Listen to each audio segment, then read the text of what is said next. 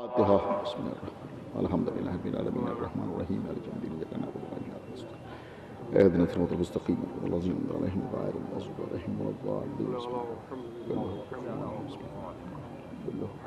اللهم صل على محمد عجل فرج اعوذ باللہ السمیع العلی العظیم من الشیطان اللعین الرجیم بسم اللہ الرحمن الرحیم الحمد للہ الذی ہدانا لہذا وما كنا لنهتدي لولا ان هدانا الله لقد جاءت رسل ربنا بالحق الصلاة والسلام على صاحب الدين والإسلام والحل والحرام والركن والمقام والصلاة والصيام والسجود والقيام والشريعة والأحكام والحجة والبرهان والمحبة والعرفان والحق والبيان والكتاب والقرآن سيدنا ونبينا وشفيعنا ومولانا ومولى الثقلين جد الحسن والحسين أبي القاسم محمد وعلى أهل بيته الطيبين الطاهرين المعصومين المظلومين المنتخبين المنتجبين الذين أذهب الله عنهم الرجس وطهرهم تطهيرا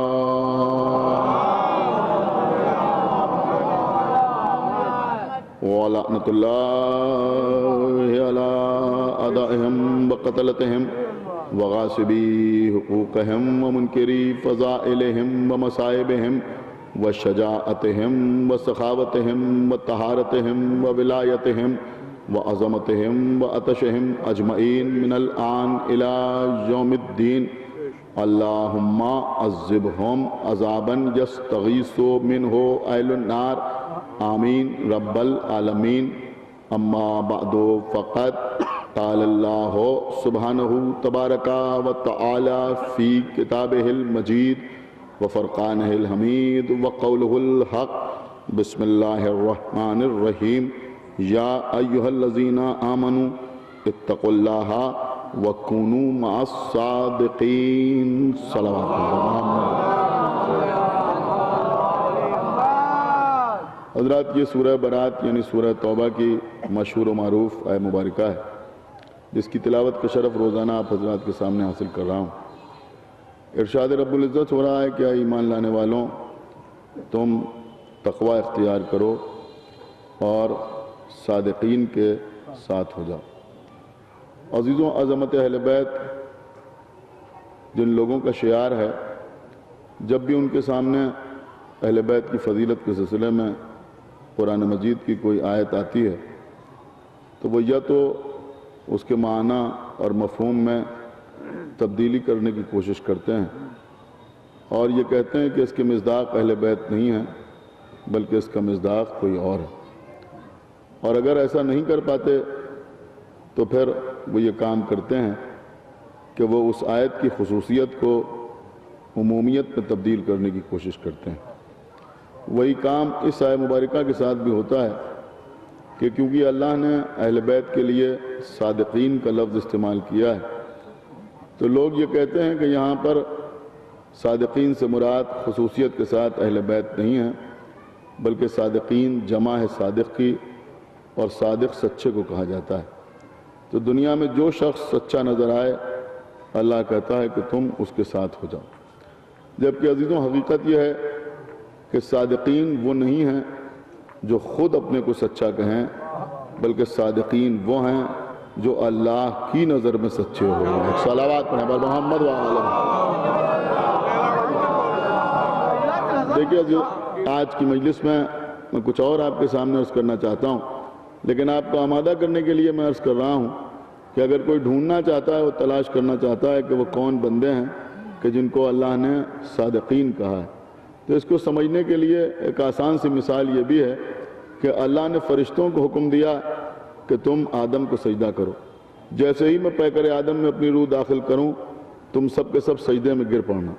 تو اب ایک عام آدمی بھی یہ سمجھ سکتا ہے کہ آدم کو سجدہ کرنے کا حکم دیا جا رہا ہے اور یہ حکم فرشتوں کے لیے نہیں ہے، تو یہ بات تو خود ہی سمجھ میں آ جاتی ہے کہ جنہیں سجدہ کرنے کا حکم دیا جا رہا ہے وہ اور ہیں، اور جس کو سجدہ کرنے کا حکم دیا جا رہا ہے وہ اور ہے۔ ایک صلوات پڑھیں بر محمد و آل محمد۔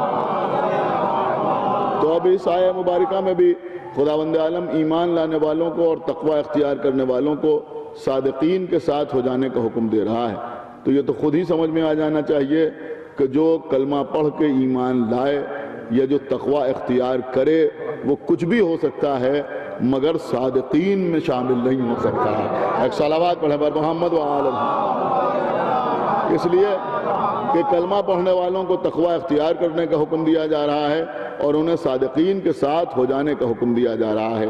ایک جملہ کہوں گا، انشاءاللہ آپ جملے کی قدر کریں گے کہ صادقین وہ بندے نہیں ہیں جو کلمہ پڑھ کے ایمان لائیں، صادقین وہ بندے نہیں ہیں کہ جو تقوی اختیار کریں، بلکہ صادقین وہ بندے ہیں جن کی محبت کا نام ایمان ہے، جن کے عشق کا نام تقوی ہے۔ ایک صلوات پڑھیں بر محمد و آل محمد۔ وہ بندے صادقین، سمجھ رہے ہیں عزیزوں؟ اب یہ صادقین بندے کون ہیں؟ دیکھیے اللہ کا کام ہے قرآن میں اشارہ کرنا اور پیغمبر کا کام ہے تعارف کرانا۔ اللہ نے نماز کے لیے اشارہ کیا اقیموا الصلاۃ، لیکن نماز کا تعارف پیغمبر نے کرایا۔ اللہ نے روزے کی طرف اشارہ کیا لیکن روزہ کیسے رکھا جائے یہ پیغمبر نے بتایا۔ اللہ اشارہ کرتا ہے، نبی تعارف کراتے ہیں۔ اللہ نے کہا صادقین کے ساتھ ہو جاؤ، تو اب یہ نبی کا فریضہ ہے کہ نبی صادقین کا تعارف کرائیں۔ سمجھ رہے ہیں؟ ہم نبی صادقین کا تعارف کرائیں۔ ایک موقع ایسا آیا کہ جہاں نبی نے میدان میں لا کر صادقین کا تعارف کرایا۔ ایک صلوات پڑھیں بر محمد و آل محمد۔ یہاں نبی، دیکھیے عزیزوں، میں نے کل جس جگہ کے اوپر مجلس کو چھوڑا تھا، میں چاہتا ہوں کہ اس سے یہ مجلس مربوط ہو جائے، پوری توجہ آپ حضرات کی چاہتا ہوں۔ کل میں آپ کے سامنے عرض کر رہا تھا کہ بی بی سیدہ سلام اللہ علیہا کی ذات اقدس اللہ کی وحدانیت کے لیے ایک دلیل ہے، ایک ثبوت ہے۔ عیسائی یہ کہتے تھے کہ عیسیٰ اللہ کے بیٹے ہیں، وہ یہ کہتے تھے کہ جناب عیسیٰ اور جناب مریم اور جب روح القدس ملتے ہیں تو ایک اللہ بنتا ہے۔ بہت توجہ آپ حضرات کی۔ تو نصرانیوں کا یہ عقیدہ تھا، عیسائیوں کا یہ عقیدہ تھا، عیسائیوں کا یہ مذہب تھا۔ پیغمبر اسلام نے اعلان رسالت کے بعد جب مکے میں بہت سے لوگوں نے کلمہ پڑھ لیا اور اس کے بعد پیغمبر نے مکے سے مدینہ ہجرت کی اور کئی جنگیں ہو چکی، تو پیغمبر اسلام نے دوسرے ممالک میں لوگوں کو دعوت اسلام کے سلسلے میں خطوط روانہ کیے۔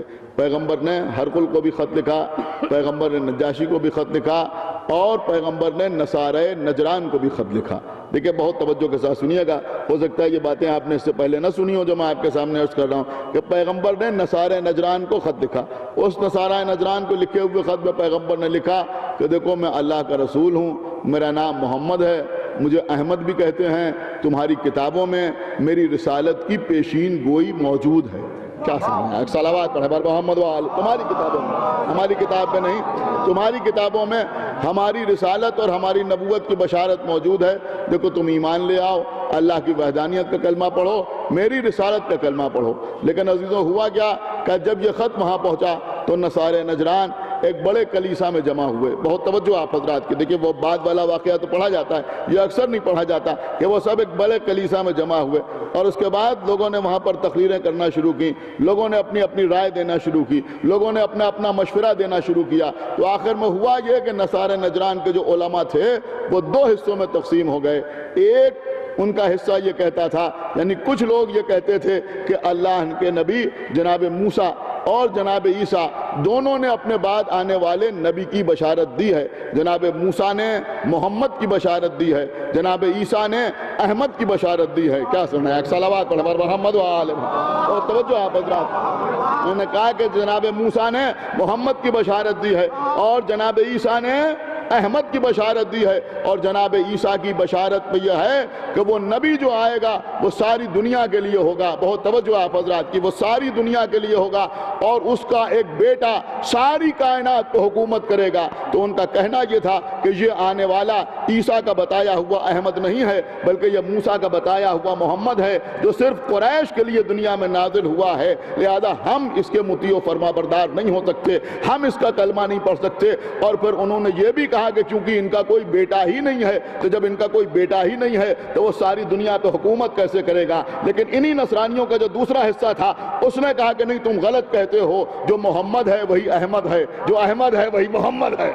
کیا سنا ہے آپ نے؟ کہا جو محمد ہے وہی احمد ہے، جو احمد ہے وہی محمد ہے. بہت توجہ آپ حضرات کی. میں نے کہا ان دونوں میں کوئی فرق نہیں ہے، ان دونوں میں کوئی فرق نہیں ہے. پھر انہوں نے یہ بھی کہا کہ دیکھو اگر یہ مان بھی لیا جائے کہ یہ صرف قریش کے لیے آئے ہیں، اگر یہ صرف قریش کے لیے آئے ہیں تب بھی یہ تو ماننا ہی پڑے گا کہ یہ اللہ کے نبی ہیں. تو اگر یہ اللہ کے نبی ہیں اور اگر صرف قریش کے لیے آتے تو پھر ساری کائنات کے سامنے اپنی نبوت کا دعویٰ کیوں پیش کرتے؟ کیا سمجھا آپ؟ خدا کے توجہ فرمائیے، کیوں پیش کرتے؟ اور وہ یہ بھی کہہ رہے تھے کہ ہماری کتابوں میں لکھا ہوا ہے کہ جو آخری نبی آئے گا اس کی نسل اس کے بیٹے سے نہیں چلے گی بلکہ اس کی بیٹی سے چلے گی، اس کی بیٹی سے چلے گی.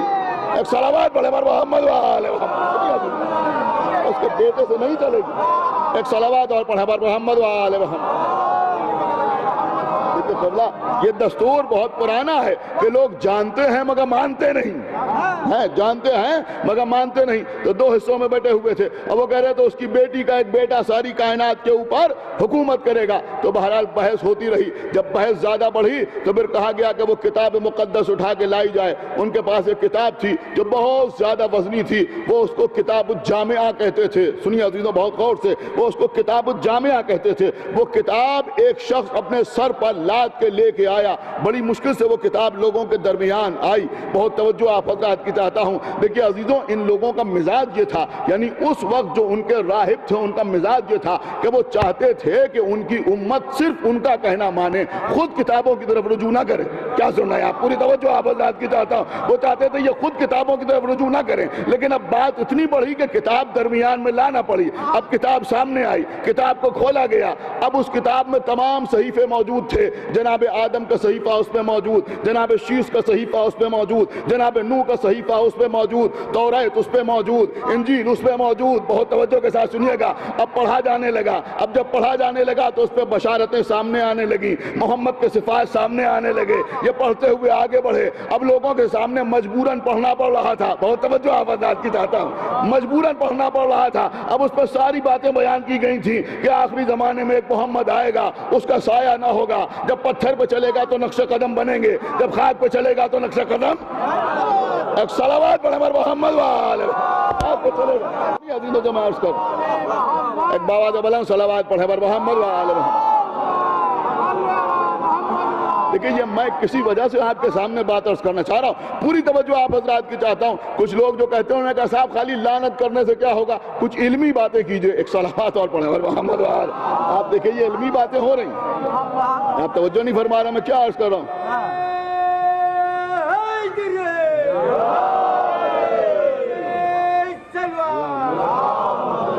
بہرحال عزیزوں میں مختصر کر رہا ہوں. میں ساری آپ کے سامنے تفصیلات بیان کر سکتا تھا لیکن بہرحال مجلس شروع ہونے میں کافی تاخیر ہو گئی ہے، لہٰذا میں بات کو مختصر کر رہا ہوں. تو ان کے درمیان بحث ہو چکی. اب اس کے بعد کتاب پڑھی جانے لگی. اب کتاب میں رسول اللہ کا تذکرہ، رسول اللہ کے معجزات کا تذکرہ، یہ بھی بیان تھا کہ رسول کے اشارے پر چاند دو حصوں میں تقسیم ہوگا. یہ بھی تذکرہ تھا کہ رسول کے جانشین کے اشارے پر سورج پلٹ کے آئے گا. کیا سنایا آپ ہیں؟ اور رسول کے جانشین کا نام علی ہوگا. اب علی کا نام بھی سامنے آ گیا. اور آگے بڑھے بی بی فاطمہ زہرا کا نام بھی سامنے آ گیا. صحف ابراہیم میں پڑھا تو امام حسن کا نام بھی سامنے آیا، امام حسین کا نام بھی سامنے آیا. اب یہ لوگ پڑھ تو رہے تھے لیکن چاہتے تھے کہ امت سننے نہ پائے. سن رہے ہیں آگا نہیں سنا ہے؟ خدا کے لیے توجہ فرمائیے گا کہ پڑھ تو رہے تھے مگر چاہتے تھے کہ امت سننے نہ پائے، سننے نہ پائے. ارے بھائی وہی مزاج تو آج بھی ہے. اما ہماری کتابیں نہ پڑھو، خالی صحیح بخاری پڑھو، صحیح مسلم پڑھو. ایک صلوات پڑھے بر محمد و آل محمد. دیکھو کہ ہے یا نہیں ہے؟ ایک صلوات اور پڑھے بر محمد و آل محمد. سنیے عزیزوں، تو اب ان کے 3 راہب سامنے آئے. ایک کا نام تھا کرز. سنیے عزیز، ایک کا نام تھا کرز، ایک کا نام تھا عبد المسیح، ایک کا نام تھا ابو الحارث. ان تینوں کے حق میں فیصلہ ہوا کہ یہ جو فیصلہ کر دیں. تو انہوں نے کہا کہ بھئی اس پہ جو کچھ لکھا ہے ہم نے بھی پڑھ لیا اور تمہیں سنا بھی دیا، لیکن ہم ایسے نہیں مانیں گے. ہم جائیں گے اس شخص سے بحث کرنے کے لیے، ہم جائیں گے اس شخص سے مناظرہ کرنے کے لیے، اور پھر اس کے اوصاف و کمالات کو دیکھیں گے، اور پھر ہم یہ پہچانیں گے. کیا سن رہے ہیں آپ؟ ہم یہ پہچانیں گے کہ وہ حقیقت میں اللہ کا نبی ہے یا نہیں ہے، پھر آگے تمہیں بتائیں گے. کیا سن رہے ہیں آپ؟ اب انہوں نے اپنے ساتھ 11 افراد کو اور لیا، اور اس کے بعد اپنا خانوادہ اپنے ساتھ لیا. پھر یہ لوگ مدینے کی جانب چلے. بہت توجہ آپ حضرات کی. مدینے کی جانب چلے. جب مدینے کی جانب چلے تو جو ان کا پادری جس کا نام کرز تھا، بہت توجہ آپ حضرات کی، جس کا نام کرز تھا، ایک مرتبہ اس کے گھوڑے کو ٹھوکر لگی. کیا سننا ہے آپ؟ اس کے گھوڑے کو ٹھوکر لگی. جب اس کے گھوڑے کو ٹھوکر لگی تو اس نے کہا ہلاکت ہو اس کے اوپر کہ جس کی طرف ہم جا رہے ہیں. بس جیسے ہی اس نے یہ کہا ویسے ہی ابو الحارث نے کہا کہ تو کیا کہتا ہے؟ ہم جس کے پاس جا رہے ہیں وہ اللہ کا پیغمبر ہے. آپ نے غور نہیں کیا میں کیا عرض کر رہا ہوں؟ کہ ہم جس کے پاس جا رہے ہیں وہ اللہ کا پیغمبر ہے. تو اس نے کہا کہ اگر وہ اللہ کا پیغمبر ہے تو پھر ہم اس کے پاس بحث کرنے کے لیے جا ہی کیوں رہے ہیں؟ سن رہے ہیں یا نہیں سن رہے ہیں؟ ایک صلوات پڑھیں محمد والے. وہ اللہ کا پیغمبر ہے تو پھر ہم اس کے پاس بحث کرنے کے لیے جا ہی کیوں رہے ہیں؟ اس نے کہا دیکھو ہم اس لیے جا رہے ہیں بحث کرنے کے لیے. دیکھیں یہ ابو الحارث کہہ رہا ہے کہ ہم اس لیے جا رہے ہیں بحث کرنے کے لیے. کیا سن رہے ہیں؟ ہم اس لیے جا رہے ہیں بحث کرنے کے لیے کہ اگر ہم نے اپنا مذہب چھوڑ دیا اور ہم نے اسلام اختیار کر لیا اور ہم نے کلمہ پڑھ لیا تو یہ جو ہمارے لیے بڑے بڑے کلیسا بنے ہوئے ہیں، یہ جو لوگوں نے ہم کو یہ عہدہ اور منصب عطا کیا ہے، یہ جو مال و دولت ہمارے پاس ہے، اسلام کی نظر میں تو سب برابر ہیں، تو پھر یہ سب کچھ ہمارے پاس کہاں رہ جائے گا؟ ذرا تم بھی ہوش کے ناخن لو، کیسی باتیں کر رہے ہو؟ ایک بات سمجھ میں آئی کہ کچھ لوگوں کی سمجھ میں حق آ جاتا ہے. سنایا کہ نہیں سنایا؟ حق آ جاتا ہے لیکن منصب کی لالچ میں حق کو قبول نہیں کرتے. کیا سنایا؟ منصب کی لالچ میں حق کو قبول نہیں کرتے. یہ تو کہہ رہا ہے ابو حنیفہ کہ اگر امام جعفر صادق کی 2 سال کی شاگردی نہ ہوتی تو ابو حنیفہ ہلاک ہو جاتا، لیکن ماننے کے لیے تیار اس لیے نہیں ہے کہ اگر ان کو مان لیا تو امامت کہاں جائے گی. صلوات بر محمد والے.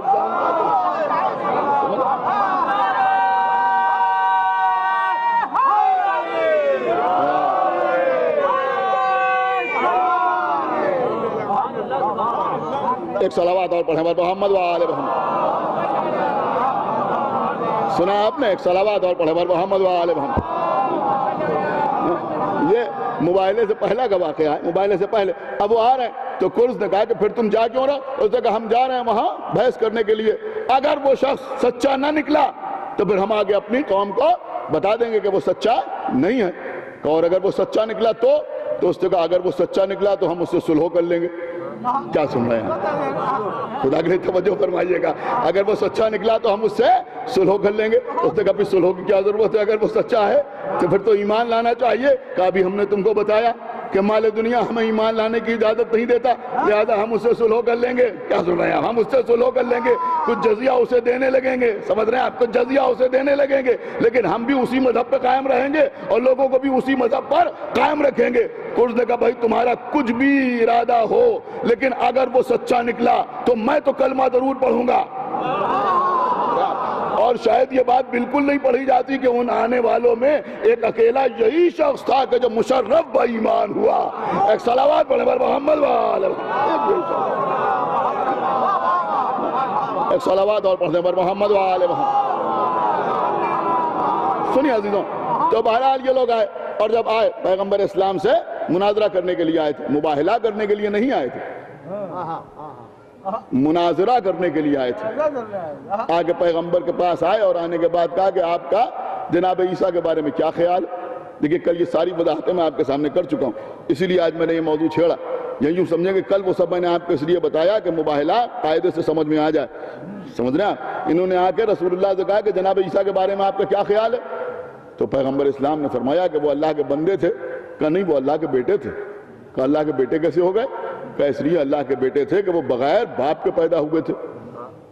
تو پیغمبر نے اپنی طرف سے جواب نہیں دیا، بلکہ اللہ نے آیت بھیجی کہ ان سے کہو کہ اگر عیسیٰ اس لیے اللہ کے بیٹے ہیں کہ بغیر باپ کے پیدا ہوئے تو آدم کے بارے میں کیا خیال ہے؟ وہ تو بغیر ماں باپ کے پیدا ہوئے۔ پیغمبر اسلام نے ان کو جواب دیا، انہوں نے کہا نہیں، جناب عیسیٰ تو اللہ کے بیٹے تھے، ان کے پاس اتنے اختیارات تھے، یہ تھا وہ تھا، بہرحال بحث ہوتی رہی۔ آخر میں اللہ نے سورہ توحید نازل کیا، بسم اللہ الرحمن الرحیم، قل هو اللہ احد، ان سے کہہ دو کہ اللہ احد ہے، اللہ الصمد، وہ صمد ہے، لم یلد ولم یولد، نہ وہ کسی سے پیدا ہے نہ کوئی اور اس سے پیدا ہے، ولم یکن لہ کفوا احد، اور وہ ایسا احد ہے کہ جس کا کوئی کفو نہیں۔ کیا سن رہا ہے؟ وہ ایسا احد ہے کہ جس کا کوئی کفو نہیں ہے۔ یہ مجمع کیا سن رہا ہے؟ یہاں نہ پڑھوں گا تو کہاں پڑھوں گا؟ اللہ احد ہے، احد کے معنی ہی یہ ہوتے ہیں ایسا ایک جس کے دو نہ ہوں، ایسا ایک جس کے آدھے نہ ہو سکیں۔ پروردگار تو احد و واحد میں فرق ہے نا، یہ باتیں تو آپ 1000 مرتبہ سن چکے ہیں نا۔ واحد وہ ہے کہ جس کے بعد دو آئے، احد وہ ہے جس کے بعد دو کا سوال ہی نہیں ہے۔ احد کہتے ہی اسے ہیں جو یکتا ہو یگانا ہو، لیکن اللہ آخر میں کیا کہہ رہا ہے کہ وہ ایسا احد ہے، وہ ایسا احد ہے کہ جس کا کوئی کفو نہیں ہے۔ شاید اشارہ اس طرف ہے کہ اللہ تو ایسا احد ہے جس کا کوئی کفو نہیں ہے، لیکن کوئی کفو والا احد بھی ہے۔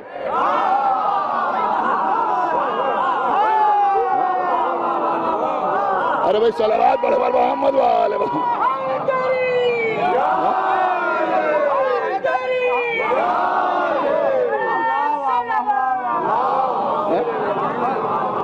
یہی مطلب ہوا نا، ایک صلوات اور پڑھ دیں بر محمد وآل محمد۔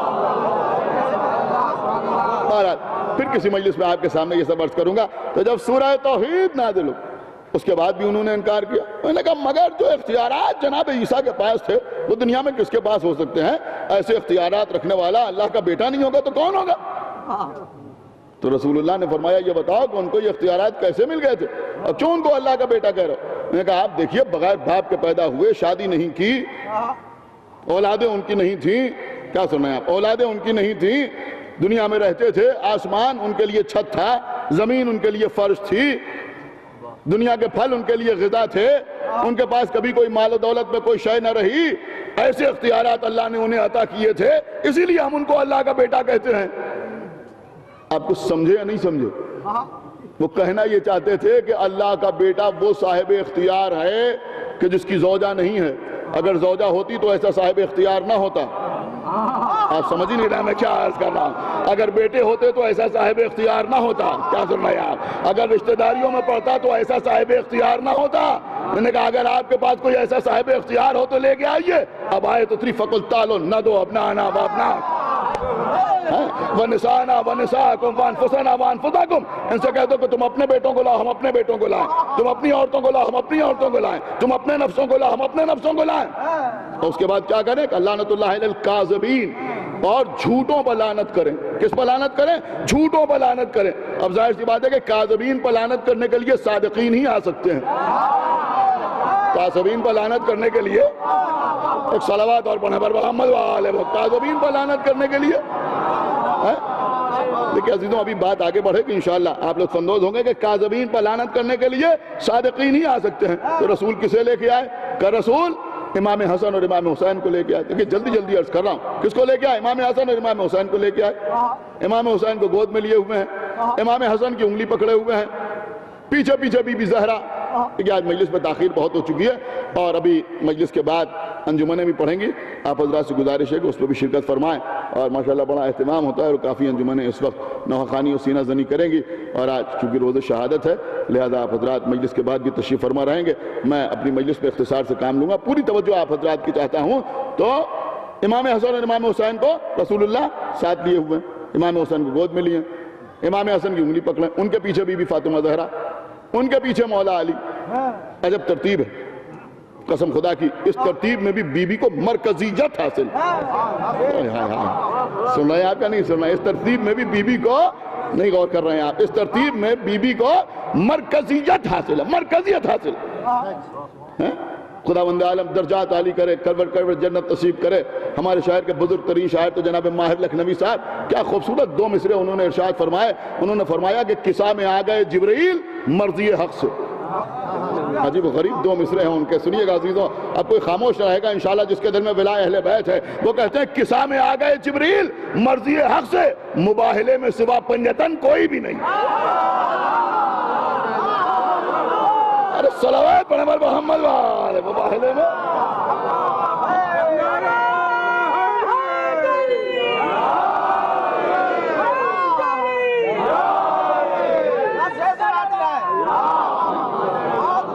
قصہ میں آ گئے جبریل مرضی حق سے، مباہلے میں سوا پنجتن کوئی بھی نہیں۔ تو بہرحال رسول اللہ کے ساتھ مولا علی، بی بی زہرا، امام حسن اور امام حسین۔ لیکن عزیزوں مباہلے کے میدان میں تو یہی پنجتن آ رہے ہیں، لیکن پہلے چادر تاننے کے لیے کسے بھیجا؟ وہ آگے چلے گئے۔ کیا سن رہے ہیں آپ؟ خدا کے لیے توجہ فرمائیے گا، آگے چلے گئے۔ چادر لے کے کون آیا؟ یعنی ٹینٹ کا کام بھی لیا گیا تو کس سے؟ کیا سن رہے ہیں آپ؟ جناب سلمان فارسی، آپ نے شاید غور نہیں کیا میں کیا عرض کر رہا ہوں۔ سلمان فارسی کو بھیجا، سلمان تم جاؤ جا کے ٹینٹ لگاؤ۔ یا رسول اللہ یہ قمر کو بھیج دیجئے، بلال کو بھیج دیجئے، ابو ذر کو بھیجئے۔ کہا تمہیں معلوم نہیں یہاں صادقین کا مسئلہ ہے، چادر بھی لے کے وہ جائے گا جو کم سے کم منا اہل البیت کی سند رکھتا۔ ایک صلوات پڑھیں محمد وآل محمد،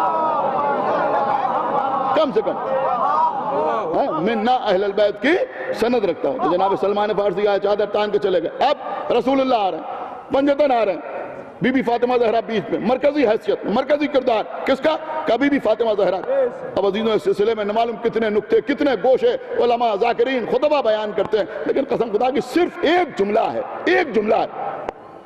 اور میں فخر کے ساتھ کہہ رہا ہوں کہ میں لکھنؤ میں پڑھ رہا ہوں، اور اگر یہاں یہ نکتہ سمجھ میں نہ آیا تو کہیں کسی کی سمجھ میں نہ آئے گا۔ بہت توجہ آپ حضرات کی چاہتا ہوں، میرا نکتہ نہیں ہے، میرا گوشہ نہیں ہے۔ آپ کو معلوم ہے جس کا گوشہ ہوتا ہے نام لے کے پڑھتا ہوں، فخر العلماء مولانا مرزا محمد عالم صاحب قبلہ۔ میں نے ان کا کیسے سنا، اس میں مباہلہ بیان کر رہے تھے، بڑا خوبصورت سے جملہ کہا۔ یہاں شعراء بیٹھے ہوئے ہیں اور دیگر افراد بیٹھے ہوئے ہیں، نہایت پڑھا لکھا مجمع میرے سامنے ہے، یہاں کوئی نہ سمجھے گا تو کہاں سمجھے گا۔ مولانا مرزا محمد عالم صاحب فرماتے ہیں کہ بی بی فاطمہ زہرا بیچ میں ہے، آگے رسالت ہے، پیچھے امامت ہے۔ بہت توجہ کے ساتھ سنیے گا، پیچھے امامت ہے، مولا علی پیچھے پیچھے آ رہے ہیں، پیچھے امامت ہے، رسول آگے آگے جا رہے ہیں، آگے رسالت ہے، بی بی بیچ میں ہیں۔ اب وہ سارے نکتے اپنی جگہ پہ ہیں کہ پردے کا خیال ہے، آگے رسالت پردہ کر رہی ہے، پیچھے امامت پردہ کر رہی ہے، وہ سارے جملے اپنی جگہ پہ ہیں۔ لیکن مولانا مرزا محمد عالم صاحب قبلہ نے قیامت کا جملہ ارشاد فرمایا، انہوں نے کہا کہ مباہلے کے میدان میں بی بی فاطمہ زہرا امامت کی رہنمائی کر رہی ہے، رسالت کی پشت پناہی کر رہی ہے۔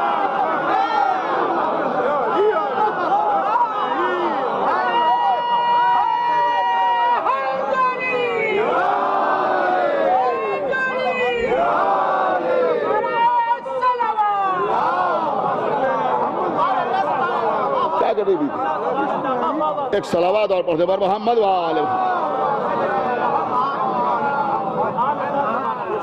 بی بی فاطمہ زہرا آ رہی، سمجھ رہے ہیں؟ بی بی فاطمہ زہرا آ رہی۔ اب جب پنجتن کو آتے ہوئے دیکھا ان لوگوں نے تو پھر کیا کہا؟ میں نے کہا آج ہم ایسے چہرے دیکھ رہے ہیں، آج ہم ایسے چہرے دیکھ رہے ہیں کہ یہ اگر اشارہ کر دیں تو پہاڑ اپنی جگہ کو چھوڑ دے۔ دیکھیں عزیزوں یہی تو اسلام کی کامیابی ہے۔ تم یہ سمجھتے تھے کہ جو زوجہ نہیں رکھتا وہی صاحب اختیار ہوتا ہے۔ سنایا کہ نہیں سن رہا؟ تم یہ سمجھتے تھے کہ جس کی اولاد نہ ہو اسی کو اللہ اختیار عطا کرتا ہے۔ یہاں خانوادہ بھی ہے، اختیار بھی ہے۔ ایک صلوات پڑھے محمد وآلہ محمد، خانوادہ بھی ہے، اختیار دیجئے۔ پوری توجہ آپ حضرات کی، نہایت پڑھے لکھے لوگ میرے سامنے بیٹھے ہوئے ہیں۔ دیکھیں عزیزوں ذرا لفظوں کو سمجھنے کی کوشش کیجئے۔ یہ کون ہے؟ انہوں نے کہا عالم۔ یہ کون ہے؟ کہ سامع۔ کب سامع ہیں؟ کب سامع ہیں؟ کہا بھی ہمارے سامنے آپ بیٹھے ہوئے ہیں تو آپ سامع ہیں۔ یہ سارا مجمع کیا ہے؟ کہ یہ سامعین ہیں۔ کیوں؟ کہا بھی ہمارے سامنے بیٹھے ہیں، ہم بول رہے ہیں یہ سن رہے ہیں۔ یہ عالم ہے، اس وقت یہ عالم ہے، لیکن جب پیدا ہوئے تو عالم نہیں تھے۔ کیا سن رہے ہیں آپ کچھ غور کر رہے ہیں یا نہیں غور کر رہے ہیں؟ جب پیدا ہوئے تو عالم نہیں تھے، مر جائیں گے تو عالم نہیں رہیں گے۔ اس کا مطلب یہ ہوا کہ ماضی میں عالم نہیں تھے، مستقبل میں عالم نہیں ہوں گے، حال میں عالم ہیں۔ بہت توجہ آپ حضرات، حال میں عالم۔ دیکھیں اس نزاکت کو سمجھیے جو میں عرض کر رہا ہوں، پوری توجہ آپ حضرات کی چاہتا ہوں۔ ماضی میں عالم نہیں تھے، مستقبل میں عالم نہیں ہوں گے، جب مر جائیں گے، حال میں عالم ہیں۔ یہ سامع ہیں۔ سامع کا مطلب کیا ہوا؟ کہ ماضی میں سامع نہیں تھے، اس وقت سامع ہیں، آگے سامع نہیں ہوں گے۔ لیکن عزیزوں ایک لفظ ہے سمیع۔ سمیع کا مطلب کیا ہوا؟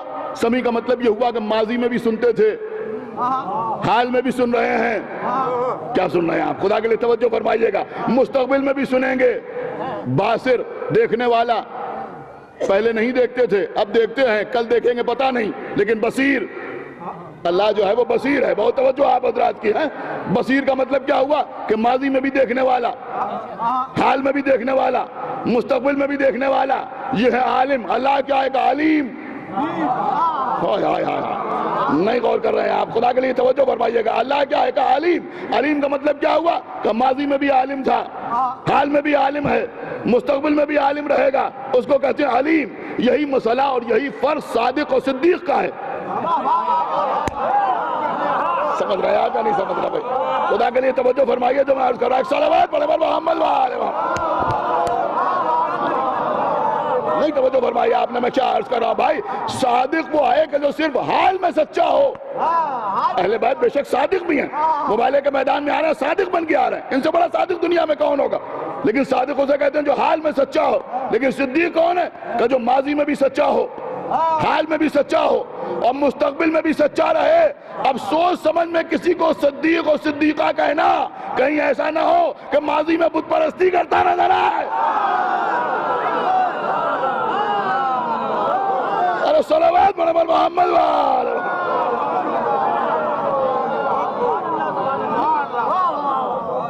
ایک صلوات اور پڑھتے پر محمد وآلہ محمد۔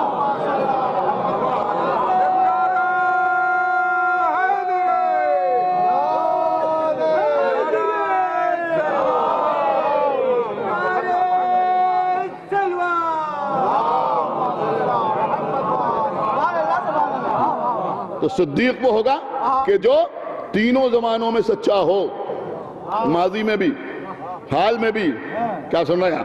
ماضی میں بھی، حال میں بھی اور مستقبل میں بھی۔ مستقبل میں بھی سچا ہی سچا ہو۔ مرد ہو تو ایسا، کیا سن رہے ہیں؟ اور عورت ہو تو ایسی۔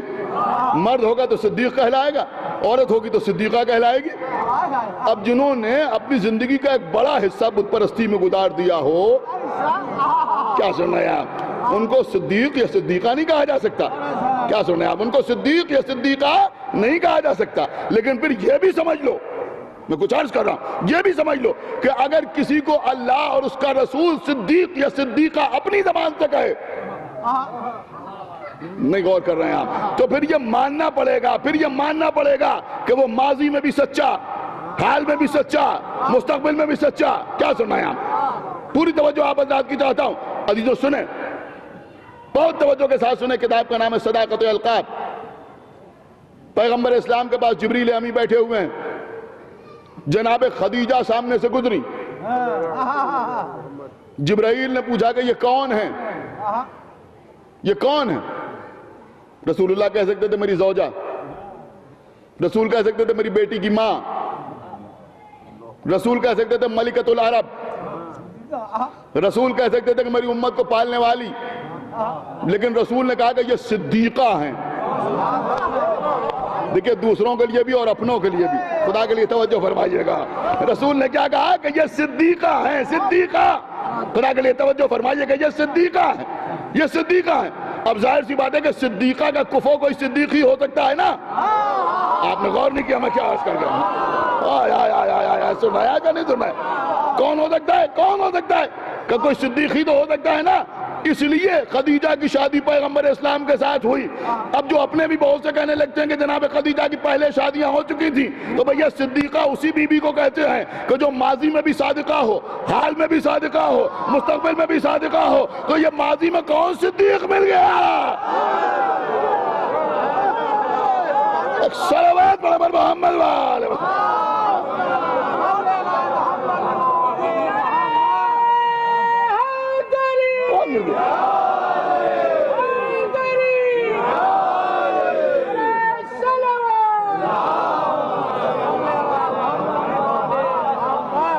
بھائی ایک صلوات اور پڑھتے پر محمد وآلہ محمد۔ بہت توجہ آپ حضرات کی چاہتا ہوں۔ تو میں عرض کر رہا تھا کہ یہ جناب خدیجہ ہیں۔ رسول اللہ نے کیا کہا کہ یہ اس امت کی صدیقہ ہیں۔ کون؟ کہا جناب خدیجہ، یہ ہے اس امت کی صدیقہ۔ پڑھیے صحیح مسلم رسول اللہ پر پہلی وحی کب نازل ہوئی؟ جبرائیل کب آئے؟ کہ رسول اللہ گھر میں آئے، آنے کے بعد جناب خدیجہ سے کہا کہ میں کچھ خنکی محسوس کر رہا ہوں، میں کچھ خنکی محسوس کر رہا ہوں۔ جناب خدیجہ نے رسول کو ایک چادر لا کے اڑھائی، ایک چادر لا کے اڑھائی۔ جیسے چادر لا کے اڑھائی، جبریل امین نازل ہوئے، یا ایھا المدثرو، اے چادر اوڑھنے والے۔ یہ مجمع نہ سنے گا تو کون سنے گا؟ ایک صلوات پڑھے پر محمد وآلہ محمد۔ سنا ہے پہ نہیں سنا؟ جبریل امین نازل ہوئے، یا ایھا المدثرو، اے چادر اوڑھنے والے۔ کس نے چادر اڑھائی؟ جناب خدیجہ نے چادر اڑھائی۔ ایک جملہ کہہ کے آگے بڑھ جاؤں، ارے بھیا اگر ماں چادر اڑھا دے رسول کو تب بھی آیت نازل ہو جائے، بیٹی چادر اڑھا دے تب بھی آیت نازل ہو جائے۔ ماں نے چادر اڑھائی، سورہ مدثر نازل ہو گیا۔ بیٹی نے چادر اڑھائی، آیت تطہیر نازل ہو گیا۔ کیوں آیت تطہیر نازل ہو گئی؟ کیوں کہ وہ بھی صدیقہ اور یہ بھی صدیقہ۔ تو جب فرمایا کہ یہ صدیقہ ہے تو جبریل امین نے کہا کہ ان سے کہہ دیجئے کہ اللہ انہیں سلام کہتا ہے۔ سن رہے ہیں؟ اللہ انہیں سلام کہتا ہے۔ کیا کہتا ہے اللہ؟ اللہ انہیں سلام کہتا ہے۔ ان سے کہہ دیجئے کہ اللہ نے جنت میں ان کے لیے مروارید کا ایک محل بنایا ہے، اور اس محل میں کسی قسم کا شور شرابہ نہیں ہے، سکون ہی سکون ہے۔ کیا سنا اس مجمع نے؟ سکون ہی سکون ہے۔ یعنی جبرائیل بتا رہے ہیں کہ شور شرابے والی بیویاں اور ہیں، شور شرابے والی ازواج اور ہیں، اور سکون والی زوجہ اور ہے۔ سمجھ رہے ہیں آپ؟ سکون والی زوجہ اور ہے۔ بہت توجہ، ایک صلوات پڑھے پر محمد وآلہ محمد۔ ایک صلوات اور پڑھ دے پر محمد وآلہ محمد۔ سکون والی زوجہ اور ہے، شور شرابے والی بیویاں اور ہیں۔ کائن کے لیے جنت میں گھر بنایا ہے۔ اللہ انہیں سلام کہتا ہے۔ جناب خدیجہ نے فرمایا کہ هو السلام، اللہ ہی سلام ہے۔ سمجھ رہے ہیں آپ؟ دیکھیں عزیزوں، یہ جملہ لوگ پڑھ دیتے ہیں قسم خدا کی، لیکن اس کے اوپر کوئی غور نہیں کرتا۔ دیکھیں جواب سلام، آپس میں ایک دوسرے کو سلام کیا جائے، کہ السلام علیکم، کہ وعلیکم السلام ورحمۃ اللہ وبرکاتہ، ایسے جواب دیا جاتا ہے نا۔ لیکن جناب خدیجہ نے وعلیکم السلام نہیں کہا۔ اس چیز کو آپ نے بڑی آسانی سے سن لیا، وعلیکم السلام نہیں کہا، اس لیے کہ اگر کسی اہل غیرت تک اللہ کا سلام آتا تو وہ ہو سکتا ہے وعلیکم السلام کہہ دیتا، اسے معلوم ہی نہ ہوتا کہ اللہ کے سلام کا جواب کیسے دیا جاتا ہے۔ لیکن خدیجہ نے وعلیکم السلام نہیں کہا، اس لیے کہ اللہ کو کیا کہیں کہ تیرے لیے سلامتی ہو، بلکہ کہا ہوا السلام، کہ وہی سلام ہے۔ اس کا مطلب یہ ہوا کہ اس گھرانے میں اللہ کا سلام آتا رہتا تھا۔ دیکھیں یہ سمجھ میں آ رہی ہے بات یا نہیں آ رہی ہے آپ کے؟ ایک صلوات پڑھے پر محمد وآلہ، کہ اس گھرانے میں اللہ کا سلام آتا رہتا تھا۔ اب عزیزوں پیغمبر اسلام فرماتے ہیں کہ اللہ نے بی بی خدیجہ کے لیے جنت میں جو محل بنایا ہے جو مروارید کا ہے، وہ ان دو قصروں کے بیچ میں ہے جو جناب آسیہ اور مریم کے لیے بنائے گئے ہیں۔ دیکھیں عزیزوں، اب میں جو بات آپ کے سامنے عرض کر رہا ہوں اس روایت کی صحت سے مجھے کوئی بحث نہیں کرنا، پوری توجہ آپ حضرات کی، کہ جو آسیہ اور مریم کے لیے ہے۔ اور اس کے بعد پیغمبر نے بڑا خوبصورت سے جملہ کہا کہ پیغمبر اسلام فرماتے ہیں کہ چونکہ جنت میں آسیہ اور مریم میری بیویاں ہوں گی۔ غور کیا آپ نے؟ ایک صلوات پڑھنے پر محمد وآلہ محمد۔ رسول اللہ نے فرمایا کہ آسیہ اور مریم جنت میں میری زوجہ کی حیثیت سے ہوں گی۔ بہت توجہ دیکھیں، جو پڑھتا ہوں پوری ذمہ داری کے ساتھ پڑھتا ہوں، نبی کہہ رہے ہیں کہ یہ جنت میں میری ازواج ہوں گی، اور اس پہ گھبرانے کی بات نہیں، پریشان ہونے کی بات نہیں ہے۔ آسیہ کون تھی؟ کہ زن فرعون۔ کیا سن رہے ہیں آپ؟ آسیہ کون تھی؟ کہ زن فرعون۔ اس کا مطلب یہ ہوا کہ پہلے فرعون کی حق میں رہیں، جنت میں محمد کی بیوی ہوں گی، محمد کی زوجہ ہوں گی۔ آپ کو معلوم ہے یہ اہتمام کیوں ہے؟ یہ اہتمام اس لیے ہے کہ کچھ کم عقل کہتے ہیں کہ یہ علی نے اسماء بنت امیس سے عقد کیسے کر لیا؟ کیا سنا اس مجمع نے بھائی؟ ایک صلوات پڑھے پر محمد وآلہ۔ نہیں نہیں نہیں نہیں عزیزہ، شاید سارے مجمع نے سننے کا حق ادا نہیں کیا۔ انہوں نے کہا بھئی اسماء بنت امیس پہلے ان کے حق میں تھی، بعد میں مولا علی نے عقد کیسے کر لیا؟ یہی تو بتایا کہ دیکھو جو پہلے فرعون کے حق میں تھی مومنہ، لہذا جنت میں وہ میری بیوی ہوگی، جنت میں وہ میری بیوی ہوگی، اور لوگوں کے لیے وہ حوریں ہوں گی۔ رسول اللہ کے لیے یہ بہت توجہ آپ حضرات کی، مریم کا کوئی کفو نہ ملا، تو دنیا میں کوئی کفو نہ ملا، لیکن جنت ایسی جگہ ہے جہاں کسی کو محروم نہیں رکھا جا سکتا۔ کیا سنایا آپ؟ سنایا آپ؟ نہیں ہے۔ پیغمبر اسلام مریم کے بھی کفو، پیغمبر اسلام جناب آسیہ کے بھی کفو۔ اب سنیے عزیزوں، مریم کون ہے؟ دیکھیں ذرا سی بات الگ کی ہے لیکن عرض کر رہا ہوں، مریم کون ہے؟ کہ جنت پہ رسول کی زوجہ ہوں گی۔ ایک بات سمجھ میں آئی کہ مریم جنت پہ رسول کی زوجہ ہوں گی۔ اس مریم کا بیٹا، کیا سن رہے ہیں آپ؟ خدا کرے توجہ فرمائیے گا، اس مریم کا بیٹا جب دنیا میں آئے گا، سن رہے ہیں آپ، اور ہمارا 12واں امام سامنے ہوگا اور نماز کا مسئلہ آئے گا تو ہمارے امام ان سے کہیں گے اخلاقاً کہ آپ نماز پڑھائیے، تو عیسیٰ کہیں گے ہم نماز نہیں پڑھائیں گے، یہ نماز آپ ہی کے لیے قائم کی گئی ہے، لہذا آپ نماز پڑھائیں۔ تو ہمارا امام نماز پڑھائے گا، عیسیٰ نماز پڑھیں گے۔ اب دل چاہے بولیے گا، دل چاہے نہ بولیے گا، ارے بھیا جب محمد کی جنتی بیوی کا بیٹا ہمارے 12ویں امام کے آگے کھڑے ہو کے نماز نہیں پڑھ سکتا تو پیغمبر کی لعنتی زوجہ کا باپ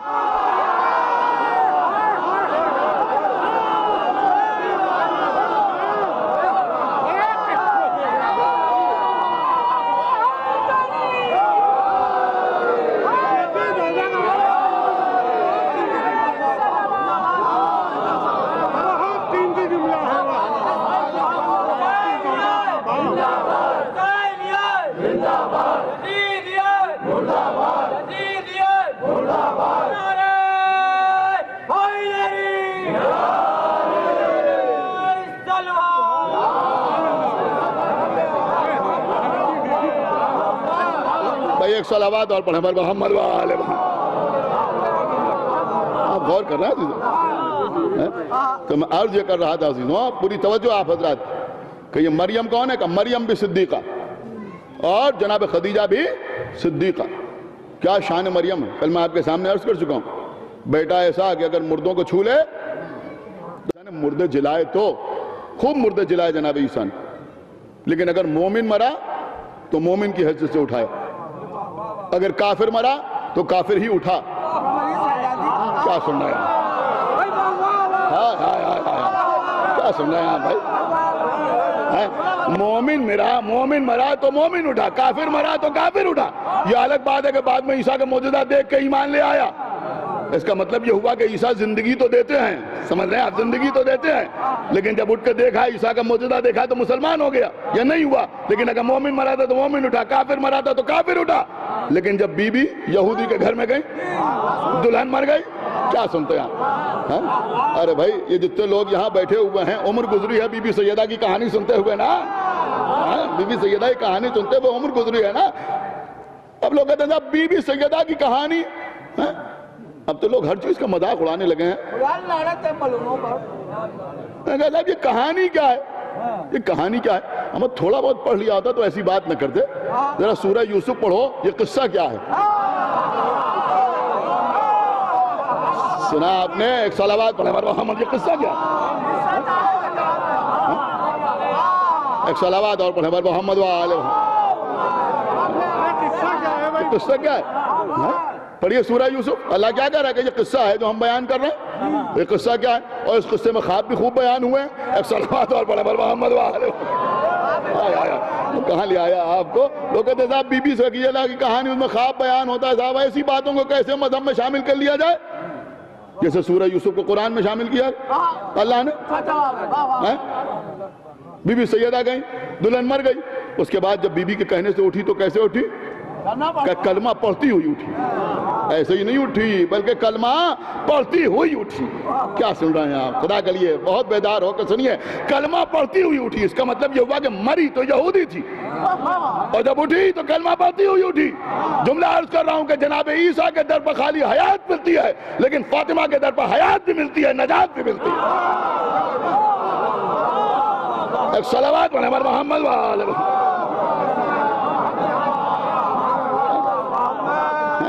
اب بی بی کے اختیار نجات یا اختیار شفاعت پر شک نہ کرنا۔ انہوں نے کہا صاحب وہ بھی روتے ہیں امام حسین کے غم میں جو مسلمان نہیں ہوتے۔ ایک صلوات پڑھیں پر محمد وآلہ محمد۔ اب سمجھنا آپ کا کام، بیان کرنا میرا کام۔ یہاں مسئلہ یہ ہے کہ حیات بھی ملتی ہے اور نجات بھی ملتی ہے۔ بی بی چاہیں تو مرے تو کافر اور اٹھے تو مومن، یہ ان کا اختیار، ہماری جان قربان۔ ہاں عزیزوں، صدیقہ بی بی یہی تو فرمایا تھا شہزادی زینب سے کہ مجھے ایک خطہ اراضی کے چھن جانے کا خوف نہیں ہے، میں اس لیے نہیں رو رہی ہوں، اس کا غم نہیں ہے، اس کا رنج نہیں ہے، بلکہ رنج اس بات کا ہے کہ میرے بابا نے مجھے صدیقہ کہا تھا اور مجھے بھرے ہوئے دربار میں جھٹلایا گیا۔ بس 10 منٹ کے اندر مجلس تمام ہو رہی ہے، بار بار پڑھنے کو جی چاہتا ہے۔ حماد اہل بیت شہید محسن نقوی کے 2 مصرے کہ اس قوم کے رونے کو یہی بات بڑی ہے، زہرا بھرے دربار میں حق مانگ رہی، بھرا ہوا دربار، بی بی اپنا حق طلب کر رہی، بی بی کو ان کے حق سے محروم کیا جا رہا ہے۔ عزیزوں، کل بھی مجھے شہر میں تقریباً 4 مجلسیں پڑھنا ہے، ہو سکتا ہے کسی مجلس پہ فدق بیان کروں، اس وقت عرض نہیں کرنا ہے، مصائب کی منزل تک آ چکا ہوں۔ عزیزوں، 18 برس کے سن میں رسول کی اکلوتی بیٹی عصائے پیری لے کے چلنے لگی، بیت الحزن میں جاتی تھی، دن بھر رویا کرتے تھے۔ کل میں نے آپ کے سامنے عرض کیا تھا کہ رسول کی بیٹی رسول پر روتے روتے امت کی شکایت کرنے کے لیے اپنے بابا کے پاس پہنچ گئی۔ مولا علی غسل دے رہے ہیں، علی نے غسل دیا، کفن پہنایا، بچے ماں سے رخصت ہو لیے، کل عرض کر چکا،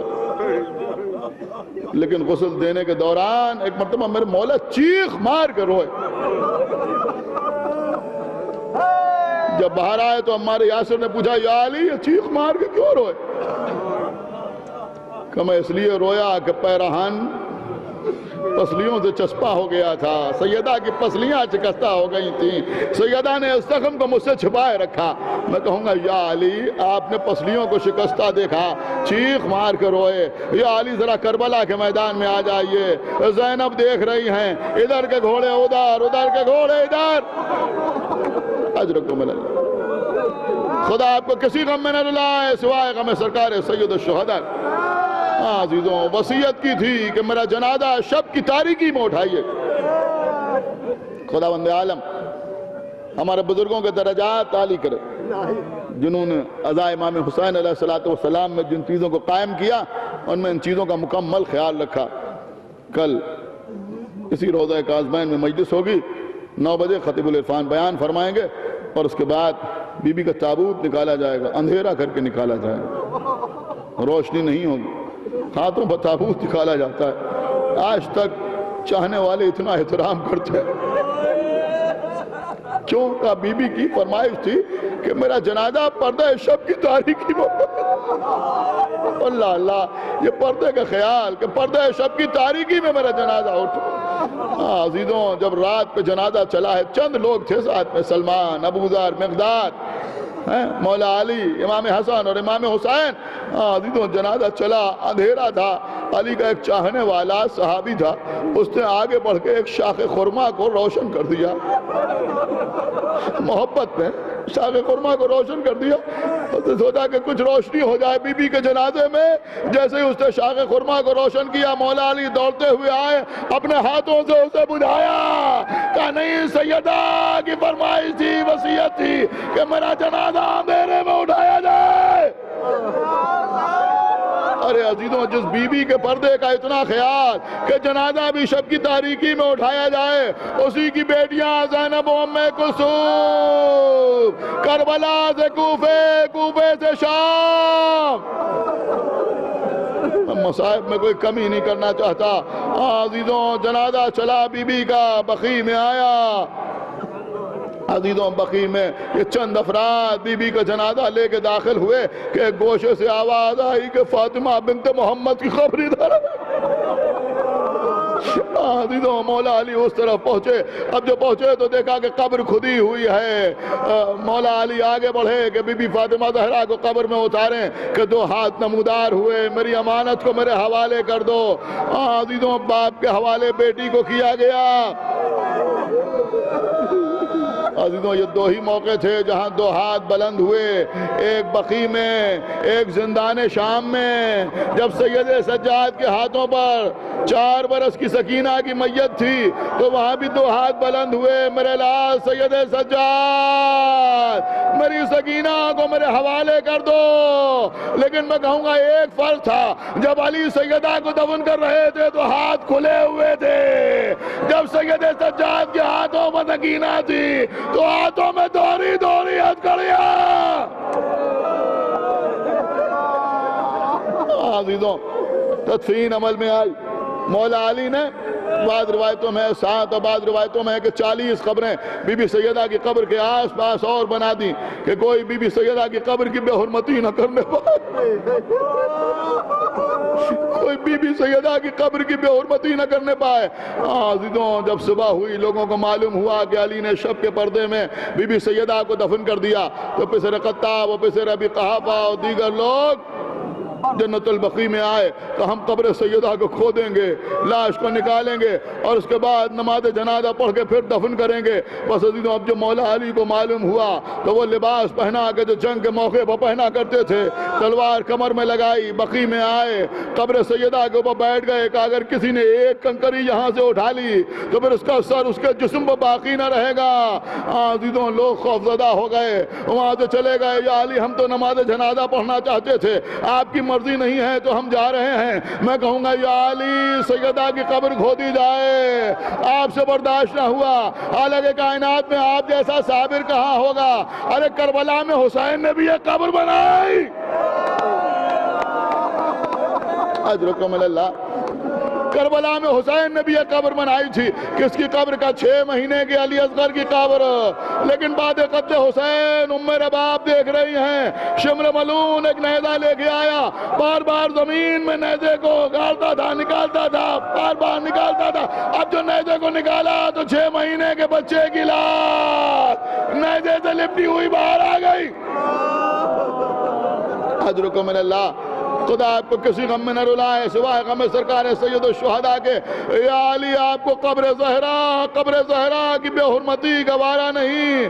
یا علی ذرا آگے دیکھیے کہ حسین کا کیا عالم ہے. 1900 ہے زخم تنے چاک چاک پر, زینب نکل حسین طرف خاک پر. بس عزیزوں, 2 منٹ کے اندر میں مجلس کو تمام کر رہا ہوں.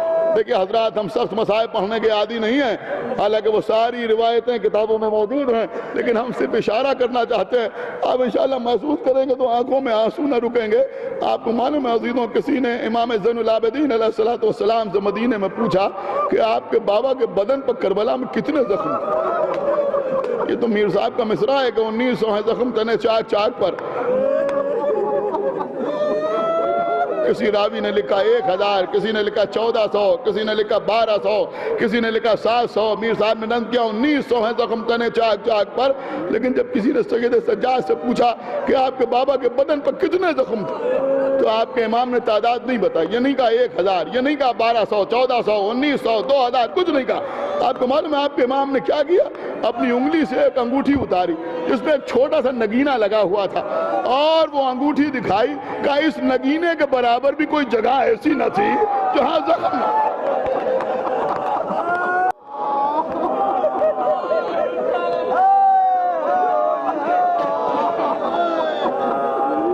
دیکھیں عزیزوں, آج میں مسائل پڑھ رہا ہوں, بالکل الگ انداز میں ایک چیز آپ کے سامنے عرض کرنا ہے, اور میں سمجھتا ہوں کہ اس وقت محبتوں کا شاید امتحان ہے. عزیزوں, صرف اشارہ کروں گا, جب یاد کیجئے گا تب روئیے گا. 2 جملے مجھے ابھی آپ کے سامنے اور عرض کرنا ہے, اور میں اپنی طرف سے کچھ نہیں عرض کر رہا ہوں, یہ سب اسی خانوادے کے افراد کے جملے ہیں. کسی نے بی بی زینب سے, کسی بی بی نے پوچھ لیا کسی مجلس میں کہ آپ کے بھیا کے بدن پر کتنے زخم تھے. تو جناب زینب نے کہا کہ میں تمہیں بتاؤں, جب میں قید ہو کے جا رہی تھی تو میں نے اپنے بھیا کا لاشا دیکھا تو میں نے ایک جملہ کہا، سنیں گے بی بی زینب کا جملہ کیا ہے؟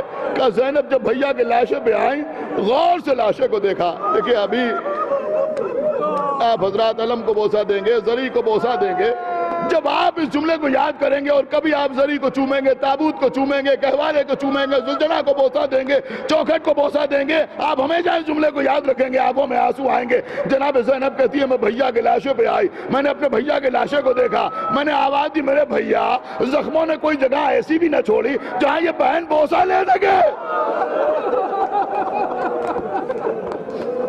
بس قبلہ مجلس تمام۔ عزیزوں مولا علی نے تو پسلیوں کو شکستہ دیکھا تھا تو برداشت نہ کر سکے۔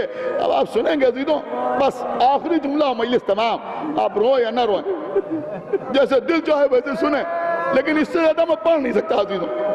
کتاب کا نام ہے تنویر الفضائل، پوری توجہ آپ حضرات کی چاہتا ہوں۔ ہمارے اور آپ کے چھٹے امام جعفر صادق علیہ السلام قبر حسین سے کافی دور کھڑے ہوئے زیارت پڑھ رہے ہیں، قبر حسین بہت دور ہے۔